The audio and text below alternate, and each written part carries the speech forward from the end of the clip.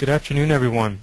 It's a great pleasure to welcome you to our IYF webinar series, Learn, Work, Lead, today presented by Youth Action Net. Youth Action Net webinar sessions focus on highlighting the innovative work and personal reflections of young social entrepreneurs from across our growing global network. My name is Joel Adrians, and I'm a program manager for Youth Action Net, and I'll be serving as your session facilitator. Today's webinar is entitled Why I'm Not Going to Rio, a climate change activist on what we need now, and our featured presenter is 2008 Youth Action Net fellow Richard Graves, who will be sharing his thoughts on the next wave of environmental action. We're excited to have 121 registered participants for today's session, representing 89 organizations that are working in 50 countries around the world. And now, before sharing a little bit about IYF and Youth Action Net, I want to encourage you to submit your questions for the presenter as we move along. And the way to do that is to use the Send Question to Staff option. This is on the drop-down menu of the chat box, which would be on the right-hand side of your screen. We'll be filtering and ordering these questions, and we're going to try to answer as many questions as possible. Please also note that this session is being recorded for those who are not able to join us today in person.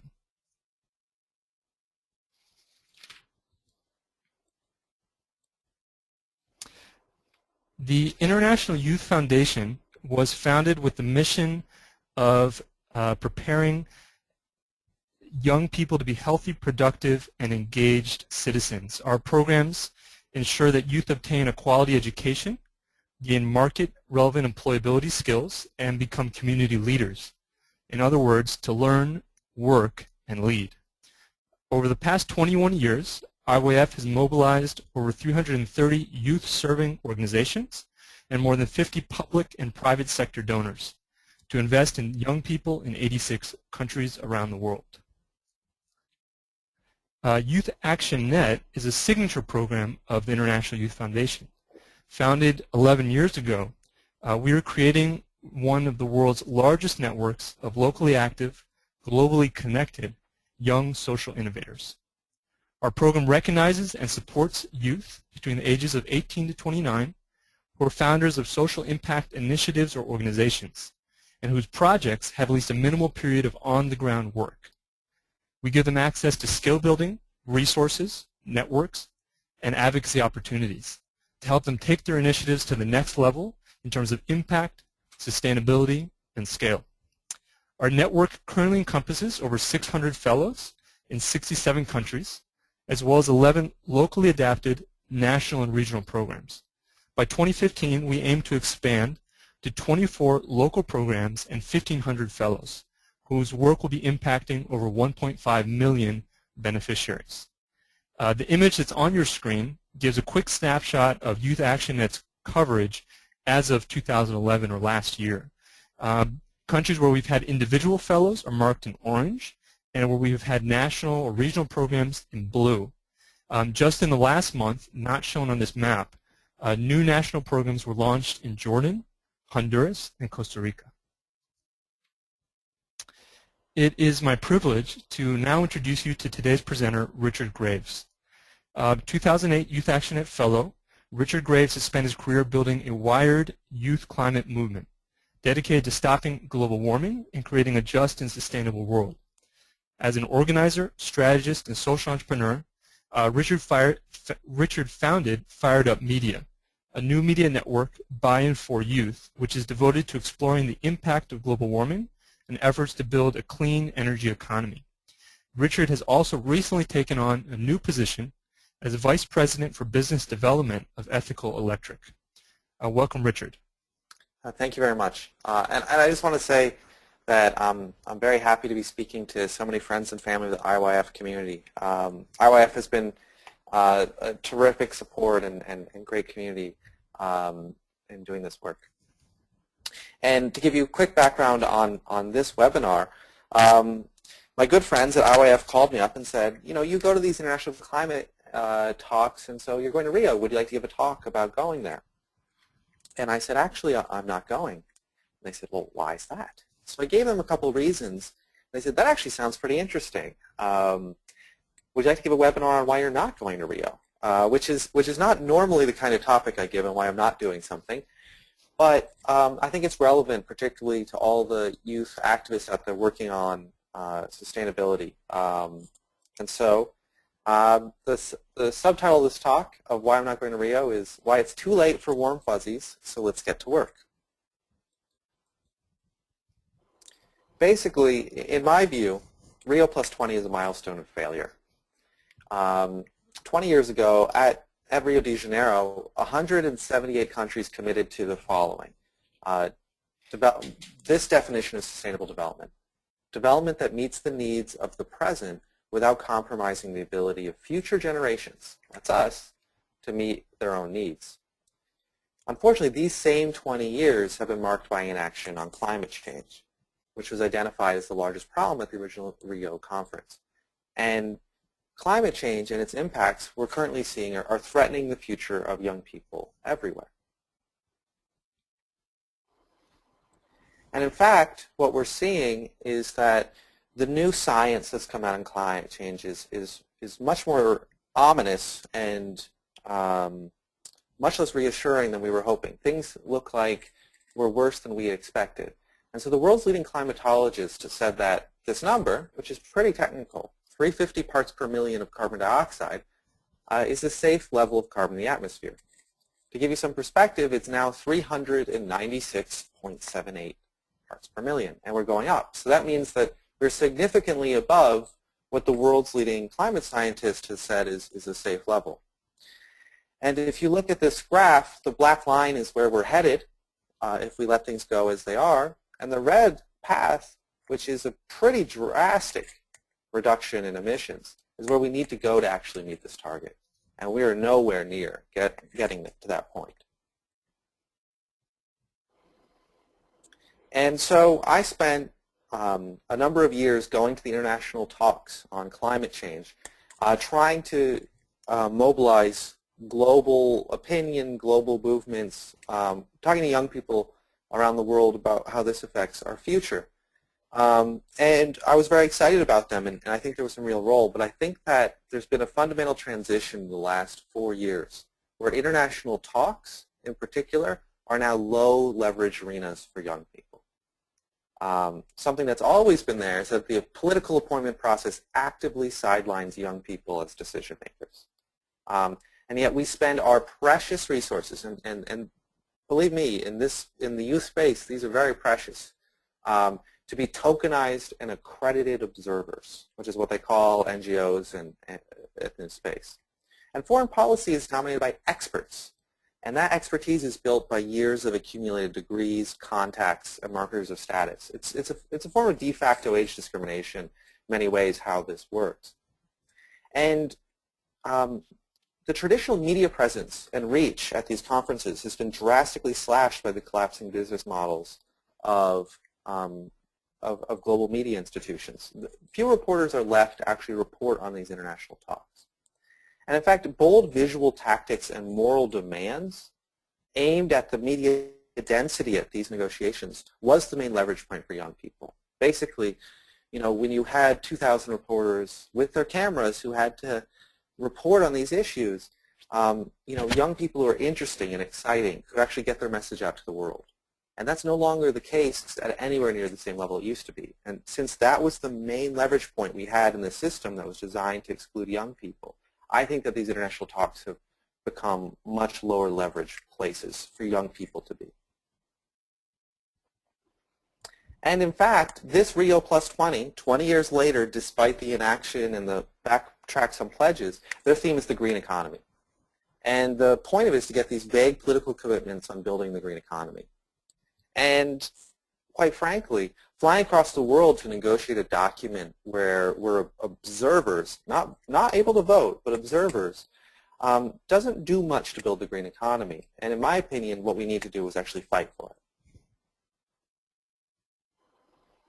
So I'm proposing that there's 2 strategies for our generation on this issue of climate change. And one of them, I think, is deeply embedded in what IYF and this community is doing, which is we need to build solutions. And we need to launch thousands of enterprises that do the following to really change the trajectory of where things are going. There's one, that they erode fossil fuel market share, that we defund and replace fossil fuels in our economy and grows the constituency for clean energy. Basically, people who actually work for these enterprises, so employees and jobs, actually happy customers, and can profitably and rapidly scale up at 30 to 50% growth a year. That's the kind of growth we need to actually make change and reduce carbon emissions at any kind of speed. And only startups and usually small capitalization companies, what are called small caps, really can sustain that growth for any significant period of time. So we need to constantly be launching new small businesses, new social enterprises that can grow rapidly. And we need to pull the global economy out of crisis and create jobs. And that's something that this can't do alone, but I think is something that if this is a solution, we need to do more of. And resistance. We need activist groups on the ground fighting to stop burning fossil fuels and stopping the dirtiest fuels in the world, tar sands, shale gas, coal to liquids, and end the political corruption that protects the fossil fuel industry and subsidizes it with over $1 trillion per year. This is one of the reasons why the fossil fuel industry is so successful and is so hard to replace with clean solutions that actually work on a community scale, and to fight a PR industry that's funded to slow down on climate change. And so in order to create this change, I think basically you need creativity plus capital. Vinod Khosla is one of the world's leading venture capital investors in clean tech. And he said, I find that people fundamentally stop trying new things after about age 30. Well, I'm 29, so I hope that's not the case. But I think it shows the difference between the foreign policy and political arena where young people are actively sidelined to one where they're actively sought after. And young people are sought after for their creativity, but they need capital to build any enterprise. And to launch thousands of social enterprises working in this space, where can we actually find the money to invest? And so I'm proposing that we look at what I'm calling contra-invested financial institutions. These are financial institutions with missions of making the future of the world a better place, but may not currently have their investments in line with their missions. Many cases they don't even know that this is true because the operations on their grant making is often very separated from their actual investments. So for example, environmental foundations hold billions of dollars in assets in the very fossil fuel industries they're fighting, often without full knowledge or understanding of what that really means. University endowments. In the United States of America, the largest and wealthiest universities have over $400 billion in their endowments, many of which they've used in sort of Wall Street finance that we're finding is involved in fossil fuels, land grabs in Africa, other serious problems. And so they hold tens of billions of dollars in industries that are undermining the future of their students with these fossil fuel industries. And property and life insurance companies hold $4.7 trillion, most of it in Europe, the US, and Japan. And much of that is invested in polluting companies that threaten their own customers' lives and property.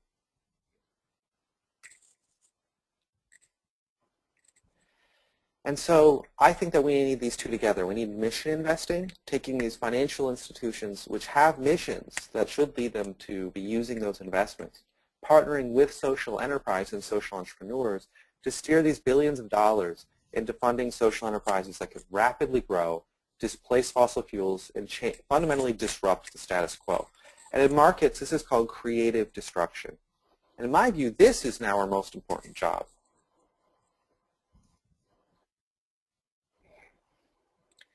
This is a little wonky, but basically I believe that change comes from people over conditions.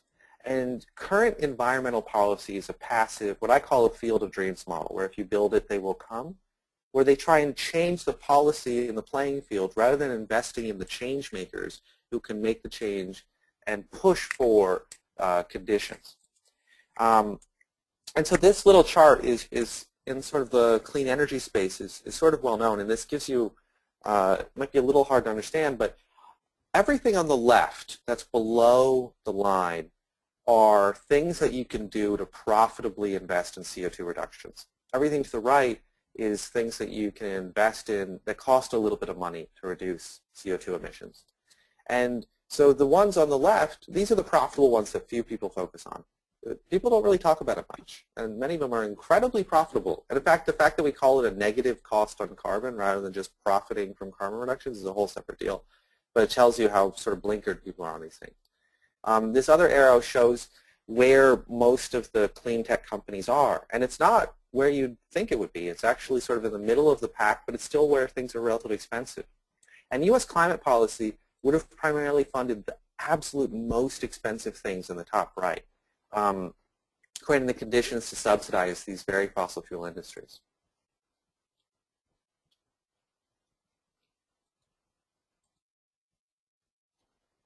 And so I've been fundamentally reorganizing what I've been doing. When I Fired Up Media, I've focused very much on the media moments and the media density at these conferences.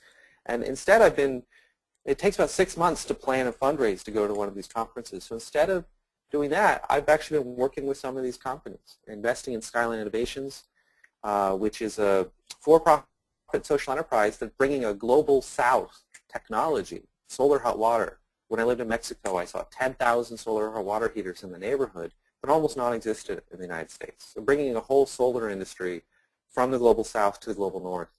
Working with some of these big financial institutions like college endowments to actually launch funds where they're investing in this clean energy, and then actually helping launch new projects that can fight some of the big corporate power that really fights against these community efforts and clean energy efforts, and working to get college funds divested from coal.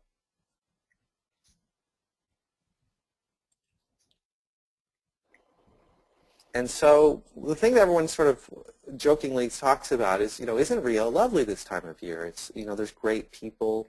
And so people are a little puzzled that instead of heading to Rio for the weather and the company, I'm actually staying at home and I'm trying to live up to this mission. And I took a new position to help launch a company, Ethical Electric, that merges these two missions of solutions and resistance, where we're trying to launch the first 100% national clean energy utility in the United States. And basically what we say is you don't have to give all your money to the energy companies that fight tooth and nail against the things you care about, which is the future that us as young people are fighting for, a just and sustainable future. And you can support a responsible energy company, and then you have a progressive choice. And so that's what I've decided to do, is instead of flying across, we go to the next slide, but if we could, instead of flying across the world to sort of make change at a global arena, I'm starting at home, or a little pun on starting up at home. But basically, this Rio Plus 20, it's as a milestone for failure. We've had 20 years of negotiations. We've had 20 years of international conferences, and they haven't got us very far. And we don't have any more time to waste with sort of the hot air and the promises and the cycles and the pledges that really come from these conferences. I think we really need to actually start things that change that chart that I showed at the beginning right now. And so we need clean enterprises bringing creative destruction to shrink the fossil fuel industry while resisting their dirtiest fuels and lies. And so basically my call is I think everyone sort of on this webinar and in IYF community is already a big believer in social enterprise, but it's often seen as something marginal or tangential to these broader policy issues on climate. And I'm saying that we need to put it much more at the center, and that we need to be building these enterprises as a tool, as a movement building tool, as an actual policy and effective response to the problems we're dealing with, instead of investing all of our resources in sort of abstract and very expensive negotiations and policy mechanisms. And global leaders somewhere aren't going to save us. So let's start at home, and I'm really excited to be talking to a group of distributed local social entrepreneurs through IYF. Thank you very much. Well, thank you, Richard. It was really great to hear your thoughts and perspective. As the audience can attest, that there was a lot of provocative thinking and a lot of innovative thinking shared in that presentation. So there's quite a bit to dig into. And we've had some questions from the audience, and I want to encourage everyone who has been listening and may have new questions that have come up now that they've heard the whole presentation to send questions to Richard, and I'll be coming up with a list of these and kind of feeding them to him. The way to do this, just once again, is if you go to your chat box on the right-hand side of your screen, type in the question, but then under that there's a drop-down menu, and you want to select Send Question to Staff, just like it is shown on the screen. And that will allow it to go into the kind of question queue. Now, just to kick us off, I want to share a question from Afan Ali. He says, we can also reach solutions by promoting sustainable consumption and production. And so, Richard, could you share your thoughts on how does sustainable consumption and production fit into that green economy and to the larger sort of problem-solving and creative thinking that has to go on to really reach environmental change? I think that's a great observation, and I think maybe I went a little too fast to that slide. But in fact, that's exactly the kind of stuff we need. I'm not saying that most or all of our work should be on clean energy. In that graph, it shows that most of the clean tech companies that are starting are actually in that place, which is solar and wind, which is, can be cost effective, but it is a little bit more expensive. And on that left side, the stuff where people don't talk about, a lot of that is consumption. It's energy efficiency. It's reducing demand for heating, cooling, and replacing lighting with LEDs. There's all kinds of really profitable things to do on consumption, both of energy and goods.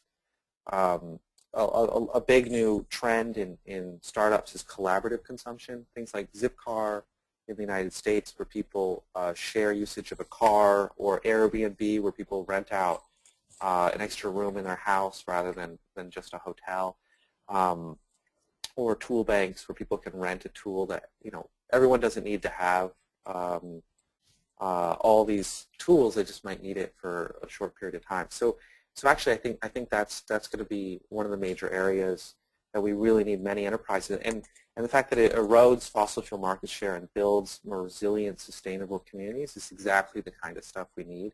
And I think that's really into it. But it needs stuff that needs to be able to scale. Things where you can really take this to a large number of people by generating revenue at a certain point. Excellent.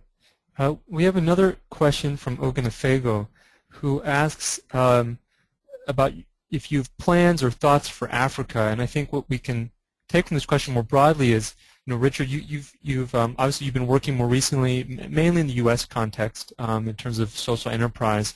But what does this look like in the developing world, to your knowledge? How do you see the possibilities of a green economy in the developing world, and how is that different maybe from the U.S. market?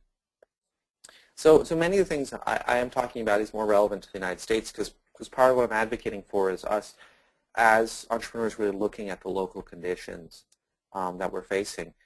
I think Africa is so important, and there's so many countries and regions in Africa that are really critical to this work. And I think that there are some real opportunities in that, so part, particularly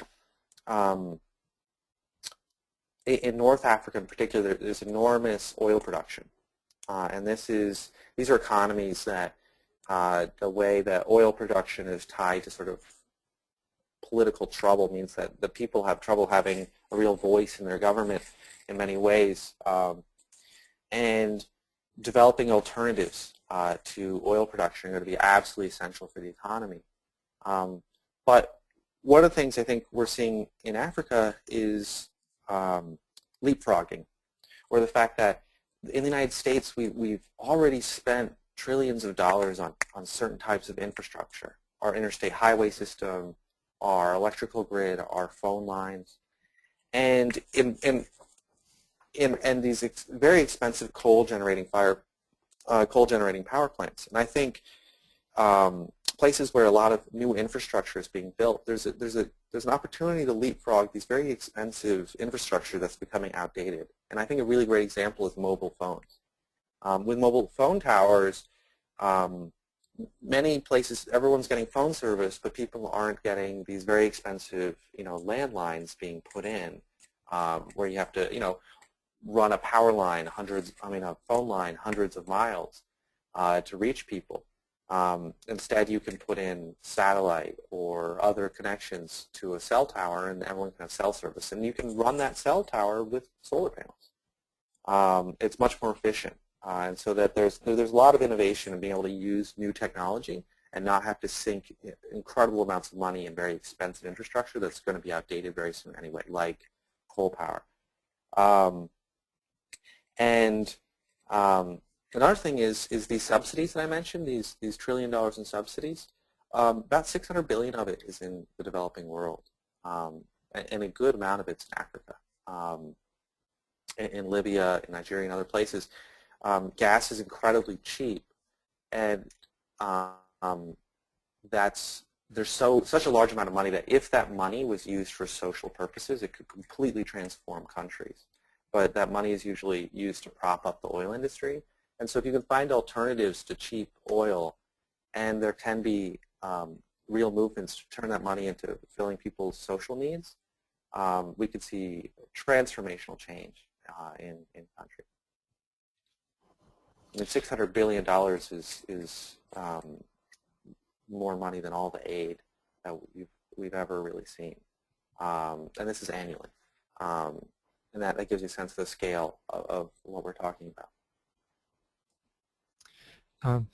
There was, just as you were starting your answer, Richard, there was a kind of a follow-up question that I think you've already largely addressed, but just to put it forward and to share it with the group, was from Jack Bobby Mikulu, who had asked about, had made a comment that in the developing world, getting private companies to invest in clean energy can be very expensive, and he was curious to hear your thoughts on how do you make those costs, how to lower those costs and make it a more appealing investment for private companies. I don't know if that's an angle, Richard, that you have anything to add to, or I know you did go into that in your last answer. Well, I do want to say, first of all, great to hear from you, Jack, my old friend. I think that something is so important around these investments is what a lot of people don't know is that electricity is actually often much more expensive in Africa than it is in the United States. I was talking to some good friends from Kenya, and they were spending more than 10 times as much money per kilowatt hour as I was here in the U.S. And electricity is very cheap in the U.S. compared to the rest of the world because of subsidies and these old coal plants and infrastructure being paid for with monopoly money and all this kind of stuff. And so while there are subsidies for clean energy in the U.S., the artificially low energy prices means that sometimes it's hard to be competitive. And so in some places in the developing world, the renewable energy can be much more competitive, but the business costs make it very high, or the cost of capital make it unavailable. And so one of the things I'm saying is that some of these development institutions and foundations that are giving aid money should be using some of their money that may be invested currently in the market and maybe in some of these fossil fuel companies that they might not even realize, and actually use it to help do some of the financing for clean energy, because in many cases it could be cost competitive today, just because electricity is both unreliable and expensive across much of the developing world, and Africa in particular. Richard, a slightly kind of different direction. A question about, despite your overall viewpoint on Rio +20, are there elements of what's going on this week in Rio and in the larger sort of political sphere that give you hope or that you find exciting? So, in some ways, Rio has been somewhat positive. It's been I think it hasn't been the global event the original Rio was like, but it seems like some common sense stuff is coming out of there. And we do need some people working on the global level to create a framework that if we get enough motion at the national level, we can all sign on to. I just think it can be really overemphasized because it's a really difficult place to really get anything meaningful. But at Rio, they did vote on what was the top issue to deal with for sustainable development, and the top vote getter by far was ending these fossil fuel subsidies of $1 trillion a year, of up to $1 trillion a year, and just doing that alone would get us halfway to the level we need to get. It would really fundamentally transform the global economy. And so it's good to see that recognized, and that's probably going to be the thing people hear about. And that's reassuring, that's great. I don't know that having a lot more NGOs, a lot more youth activists would have changed that much. I think having some people really pushing that issue and agenda there is really important. But those subsidies are really politically embedded. If I was getting $1 trillion a year, like the fossil fuel industry, which is the largest and wealthiest industry on the planet, ExxonMobil last year made more money than any other company in the history of money. They're going to fight for it, and without a lot of political will, it's going to be incredibly difficult to phase out any of those subsidies at all. Another, back to the topic of green technology, one comment that we've had was that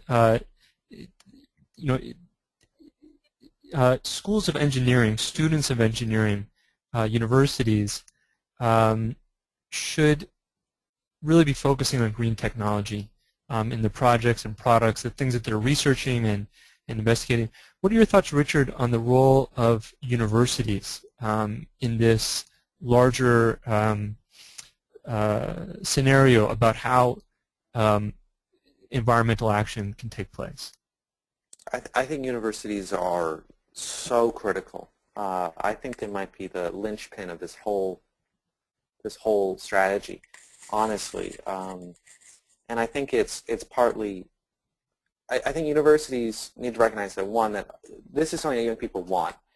If you look at the fossil fuel industry, at least in the United States, the average age of the person who works in the oil and gas sector is a couple of years ago was 55, and I think now it might be 56 or 57. And so it's an industry not of young people, and it's aging out. And despite the fact that they pay good salaries, young people don't want to really work for them. And so the nuclear industry is even older. I think the average age of someone in the nuclear industry is closer to 60, which is pretty astonishing when you think about it. Clean energy and these technologies are what students want, and what engineering departments but also business schools and others should really be focusing on. And we're seeing, at least in the United States, 700 universities signed up to really to a major sustainability commitment, have been really trying to build a lot of green buildings to attract students, and have been competing on offering sustainability education. Stanford Business School, which is probably the most innovative one in the world, just opened a Center for Clean Energy, along with their Center for Social Entrepreneurship that they have had for a little bit longer. So I think this is an incredibly important role for the higher education. And what I'm currently working on is trying to get them to align their investments with this orientation. If you're going to be educating young people for the clean energy economy, I think you should be investing in it and divesting from the old dirty energy economy that is jeopardizing the future of your students. Coal is the single largest contributor to climate change, and so having these $400 billion in college endowments, I think the schools need to invest more in education and sustainability, and we're seeing some real shifts in that and some real progress, and some incredibly young engineers, business people who want to do this work, but they're going to need the capital to start those enterprises and work in the field, and that's one of the places I think higher education also needs to play a role. I was kind of taking a, Oh, could I actually just say one more thing on this? please, go right ahead. So I got some of my start in activism at my school, Macalester College, which was undergraduate. We had no engineering department. We didn't have a business school either. We had an economics department. And we started something called a Clean Energy Revolving Fund.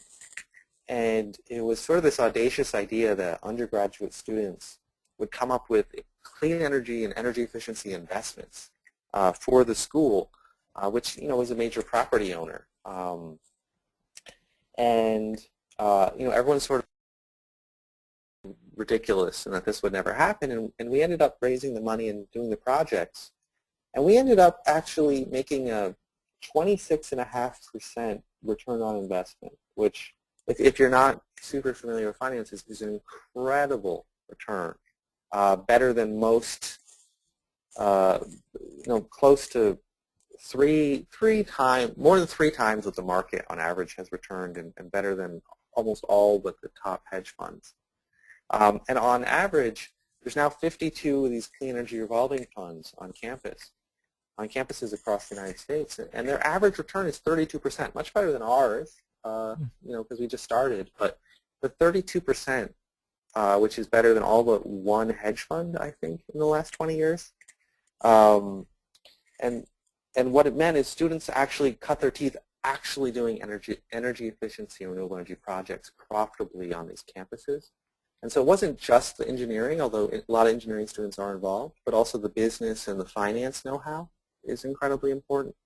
And what means is these students can graduate and they have the hard skills to actually get involved in the clean energy economy. Skyline Innovations, this example, which is now the largest solar hot water company in the United States, was founded by 4 students who I worked with in this field, and really cut their teeth there. And so I think projects like that, which give you the full experience of both the technology and like interdisciplinary between the technology and engineering schools, finance and business schools, and the actual like science and ecology and environment, can be incredible interdisciplinary training program. That's an incredible example. You talk about 32% returns is just very profitable. It's sustained for over a decade. Yeah, at Harvard, for example. To be doing it in an area that has incredible social returns in addition to the financial returns, it sounds to me like a very attractive proposition in terms of what people would sign on to do. Our biggest barrier in many cases was people just wouldn't believe it. Even though we had the evidence that this was both real and growing, people would not believe that it was possible because it sounded too good to be true, and so we just would ask them to try it. In many cases, we found that it was possible, and not only possible, that's an average across 52 funds. That's incredible. It's on the topic of finance. We've had another question come in. You had said in your earlier remarks that the two necessary ingredients for a transformative climate of environmental action are creativity and capital. And there's a question that came in about capital. It's Ogunafego from Nigeria who says that she has a friend who's designed a model of generator that doesn't use fuel but has a green technology design. And this friend is having major issues getting sponsorship to boost his idea, difficulty in accessing funds. And so she's curious to know what advice do you have for this friend, for other young people in different parts of the world who have a great idea, who want to get something up and running in the green economy, but maybe are having difficulty accessing capital. So I think this is always a real struggle. Often the people with the capital are looking for the people with the ideas and struggling to find them, and the people with the ideas are struggling to find the people with capital. And I think one of the reasons that Silicon Valley has been so successful is actually that they just put a lot of people together physically. in the same area, and they were able to bump into each other. So I think that there are sort of more programs expanding on this. I feel like a lot of the social enterprise programs are still focused on sort of the idea that they're going to pay the founder some money and give them some prestige rather than actually helping them raise money to start a venture. And so you've seen the emergence of angel investor networks who like Tonic, Toniic, which does this kind of work, or Investors Circle, where people can apply and pitch their ideas and their products. There's also the University of Colorado does this really great program where they bring sustainability innovators from around the world in teams to come together, often with a technology, to help sort of finalize the technology, work with the engineering program, as well as the business and finance to actually develop a business and financing plan around it, and then they pitch it to people who can help them. And they fly people in from around the world, and that's an incredible program. Paul Polak was a hero of mine. I met him there, and he's been involved in a lot of other folks. So there are some programs like that, but there needs to be more, and hopefully maybe IYF or some other folks can look at programs like that and help do some facilitation. Excellent. Just to point out to the group, Catherine Kinzer, who's helping us on the technology side, has just put a link to the Tonic website into the chat box. And so feel free, not right now, but after the end of the webinar to click on that, or to just note down that link and explore it on your own time. And that's just one of the resources that Richard just referenced. Another question that came in, slightly different angle again, of this problem is someone who asked, remarks the environmental issue is so macro, so big picture, and what can we do to make ordinary citizens feel part of the solution on a micro level? And so, Richard, do you have any advice about how do you make something so big that it can kind of maybe fade into the background at times, feel urgent and a part of our everyday life? So I think this is a great question. I think one of the things is that the causes of these global problems have local impacts as well. So, for example, in the United States, when you really look at what drives climate change, you see it's the coal industry, it's the oil and gas industry, and it's industrial farming. And these are industries that have enormous local and human impacts. The coal industry, the American Lung Association, the American Thoracic League have estimated that there's at least 20,000 people in the United States prematurely die due to the pollution from the coal industry. They have the worst workplace safety standards and conditions outside of meatpacking. They blow up mountains and destroy communities, and they have these giant dams of toxic coal sludge that sometimes break and drown whole towns. Probably my biggest news scoop I ever was involved in is I broke the story of a town that was flooded by 5 billion gallons in coal ash sludge. And no one was reporting it because CNN had recently fired their entire environmental team, and they were the closest national media organization. These are industries that we don't want to always be against these industries. We have to be for something, but these are industries that have very real human costs on the day-to-day level as well as on the macro global level. Gas companies are fracking, so they're polluting water. There are a lot of people in the U.S. who are finding out, especially in rural areas in Pennsylvania and Ohio, that they turn the tap on their water and the water is flammable.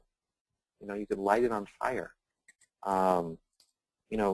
You have these giant feedlots and hog lagoons of waste, which cause incredible pollution and smells and kills everything that lives in a lake or river.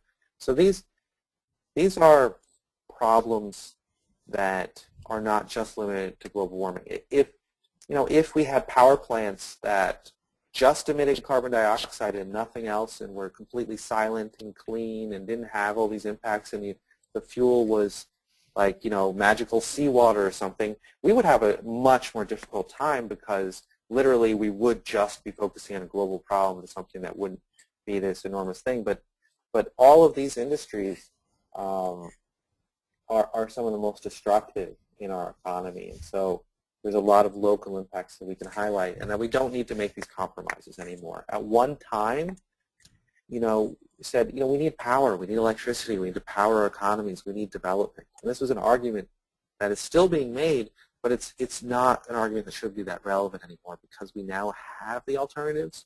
We don't have to tolerate the bad behavior of these companies, their executives, and their business practices. Richard, another question for you is about the effects of the economic crisis, the global economic crisis, on the viability of a green economy. And do you have any reflections on, given the fact that governments have less to invest, a lot of private sector companies are hesitant to expand. How does this intersect with the green economy, and what does that look like? So, in my opinion, the global economy, we've let financial institutions generate profits from destruction, and I feel like this is a major problem, in that GDP rises from bad things as well as good things if you have to spend money on them. And I think what's happened with the financial crisis is we've deregulated it to such an extent that these financial institutions got so large that they were able to play games where money looks more like computer code than actually stuff that impacts people in the real world. And when they broke their game, we bailed them out.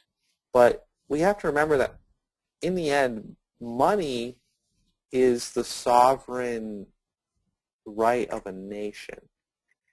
And so something that's really, I think, very clear is that a lot of this sort of assumption around liquidity and austerity is the fact that these banks committed poor practices and then got governments and the rest of us to bail them out. And they were formulated because the bailouts and all these things were formulated the way they were because of the enormous political power they had. And so it wasn't advantageous to the rest of us. And so sort of the assumption that governments have less to spend is an austerity mindset, which is promoted by many of the same industries that don't want to be taxed. And so they want the money from everybody else, but they don't want to actually pay taxes for the money. And so they promote sort of this austerity when, as most textbook economics would tell you, is actually now would be the time to spend on infrastructure, to actually pull the economy out of global economic slump. But that seems to be, for some bizarre reason, no one seems to want to listen to the Nobel Prize winners in economics who say, borrow some money now, invest in infrastructure, because nations aren't households. And if I cut my spending is your income, and your spending is my income. And so if we both cut our spending, we both reduce our income, and you end up in a vicious cycle. And so you have companies sitting on enormous amounts of capital, and they're waiting on demand. And the problem is there's no demand without jobs, without employment, without income. And so someone needs to do some spending. And hopefully at that point there will be an enormous amount of accumulated capital reserve businesses are holding on to that they could put into energy efficiency investments. They could put into green economy. They could put into this kind of work if it was seen as a solution or part of a solution to this global economic crisis. And rising commodity prices like gas, like oil, really are a drag on people's economies. And so if we can develop, a profitable green sector, I think this is something where governments should be investing infrastructure dollars into, and it would help. It's something where businesses that are sitting on a lot of cash could invest in. It would really help. Financial institutions like foundations and endowments that are also sitting on a lot of cash, they could invest in. And if you can, the good thing about investing in energy efficiency in this context, rather than new renewable energy because demand is down, is that you invest in energy efficiency where there's already existing demand and you make your savings from it. So there actually could be a huge role for investing in energy efficiency to actually provide savings to companies while building infrastructure, which is pretty much what we need to be doing. And it's one of the few areas that could be profitable enough where you could actually produce enough savings so that people are financially better off in the long run while doing major capital expenditures, which would put people back to work. But we don't seem to really have an industrial or green economy strategy to the financial crisis. It seems to be very abstract and financially focused, which unfortunately I think is actually very short-sighted. And I think if it was just me, I think people should disregard it, but the fact that it's some of our leading Nobel Prize-winning economists like Joseph Stiglitz and Krugman who are saying this means that there's a serious problem with leadership, that this hasn't been even contemplated. Richard, if I can just jump in there, I think we have time for just one more quick question, although the question that I'm going to ask, I'm not sure if it can be answered all that quickly, so we'll give it a try. You had mentioned much earlier in your remarks that in this kind of civic space or development space, political space to a degree, in which, for example, the international environmental conferences take place, but you could say more broadly in the development sector as a whole, we've been slower to embrace youth as full partners as compared to the private sector, where investors and business people are often they look at models, they look at talent, and they're less concerned with years of experience, expert status, etc. And do you have any thoughts on the type of changes that should take place in the development sector in order for development organizations to more readily embrace young people as full partners? I think that's a great question. I think you're right. It's a hard one to answer rapidly. But I think it does point to one of the really big challenges because, fundamentally, if you're talking about development, you're talking about building an economy and building an economy that lifts people, to a better standard of living. And I feel like many development was often defined by bureaucracies, by large capital investments, by a lot of what the World Bank and other groups had financed, and I feel like it's a model that's clearly broken.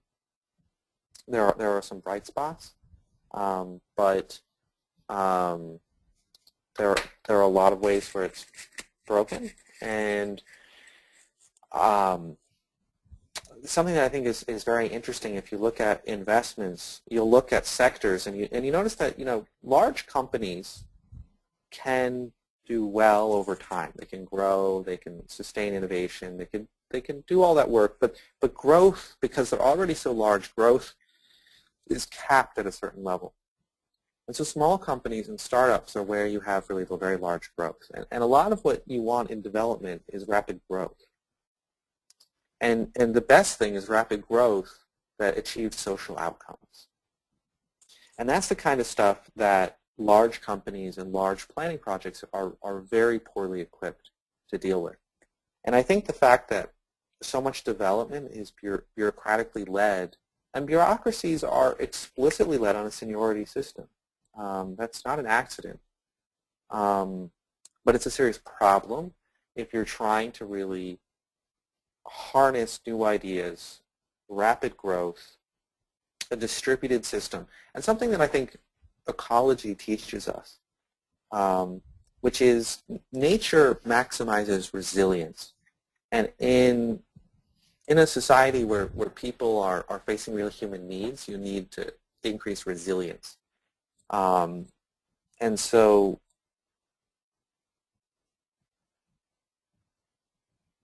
I don't know where that came from. Can you hear that? Sorry, there was some weird noise in the background. We can still hear you fine. Oh, sorry. There was some, I got some weird noise. So this is something where I think sustainable development needs to have more of an incubator model, where instead of bureaucrats sort of holding the strings on so much development dollars, and there has been an increase in this sort of competition model, you know, where World Bank had like Light Up Africa and some other things where people could really compete for some real resources, and that's I think a laudable change. But really looking at these social entrepreneurs who are solving problems as, you know, not beneficiaries but as partners, and then finding the really successful ones and putting them in real leadership roles. One of the things is boards. A lot of the boards of these big NGOs, big foundations, big development agencies are still selected based on a lot of the foreign policy expertise.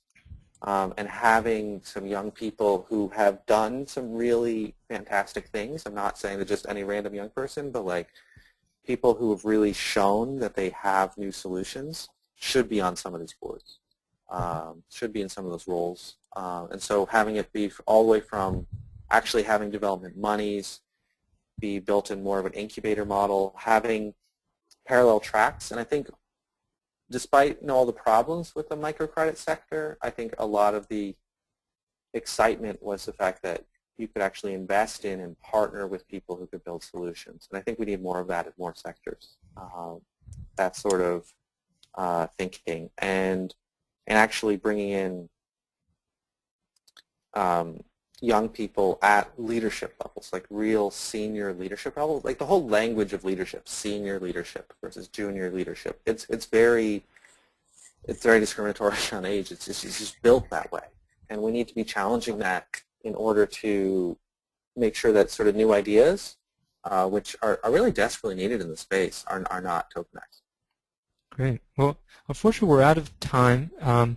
And it's a great note to end on, though, thinking about you know, what we can be doing in the development or civic sector to better partner with youth in a full way.